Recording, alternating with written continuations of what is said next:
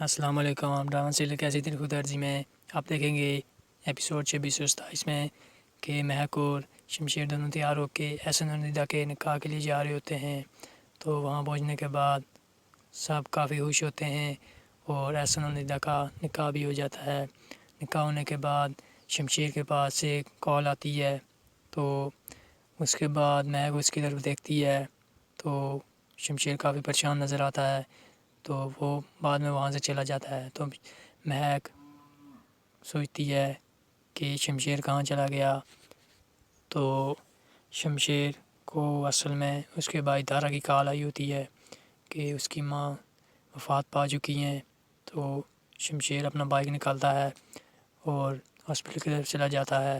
وہاں جانے کے بعد اسے پتہ چلتا ہے کہ اس کی ماں کو پہلے ہی بابا صاحب گھر لے گئے ہیں.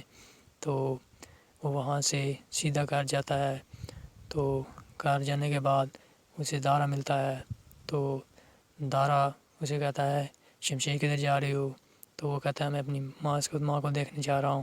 تو دارا کہتا ہے نہیں شمشیر تم اندر نہیں جا سکتے، بابا صاحب کا حکم ہے تم ماں سے نہیں مل سکتے. اسے کہا نہیں میں ملوں گا، میں دیکھتا ہوں کون مجھے روکتا ہے. تو وہ اندر چلا جاتا ہے. تو وہاں جانے کے بعد آگے بابا صاحب اسے ٹکرا جاتے ہیں. تو وہ بابا صاحب کو دیکھنے کے بعد ایک دوسرے سے ملتے ہیں، گلے ملتے ہیں، دونوں روتے ہیں. رونے کے بعد بابا صاحب اسے کہتے ہیں یہاں سے چلے جاؤ شمشیر. تو شمشیر کہتا نہیں میں نہیں جاؤں گا. تو بابا صاحب دارا کو کہتے ہیں کہ اسے یہاں سے لے جاؤ، اسے یہاں سے باہر کر دو. تو وہ اسے باہر کر دیتا ہے. تو وہ بائک لے کر گھر آ جاتا ہے. تو گھر آ جانے کے بعد بہت رو رہا ہوتا ہے. تو اتنے میں مہک بھی آ جاتی ہے. تو مہک بھی آ جاتی ہے. تو اسے پوچھتی ہے کیا ہوا شمشیر تم وہاں سے چلے کیوں گے. تو وہ کہتا ہے کہ میری ماں اب نہیں رہی، تو بابا صاحب نے مجھے ماں سے ملنے بھی نہیں دیا. تو مہک کہتی ہے اس کی آنکھوں میں بھی آنسو آ جاتے ہیں. کہتی ہے میں سوچ بھی نہیں سکتی کہ تمہارے ماں باپ تمہارے باپا تمہارے ساتھ ایسا کر سکتے ہیں. تو شمشیر کہتا ہے میں بھی نہیں سوچ سکتا کہ میرے ساتھ ایسا کیسے کر سکتے ہیں. تو اتنے میں بابا صاحب اس کے بعد بابا صاحب دوبارہ سے مہک کو مارنے کی کوشش کر رہے ہوتے ہیں.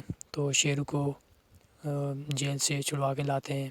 تو دوبارہ سے پلان بنواتے ہیں.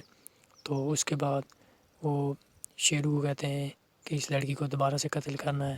تو وہ شیرو ان کے کہنے پر دوبارہ مہک اور شمشیر کے گھر میں پہنچ جاتا ہے. تو جانے کے بعد وہاں پہ بجلی نہیں ہوتی. تو جو ہی گولی چلتی ہے تو شمشیر مہک کو ایک سائڈ پہ کر لیتا ہے. تو اتنے میں سارے جاگ جاتے ہیں. تو وہ وہاں سے بھاگ جاتا ہے. تو اتنے میں پولیس بھی آ جاتی ہے کیونکہ اب پولیس والا بہت ایماندار بن چکا ہے. تو وہ آنے کے بعد اسے پکڑ لیتا ہے.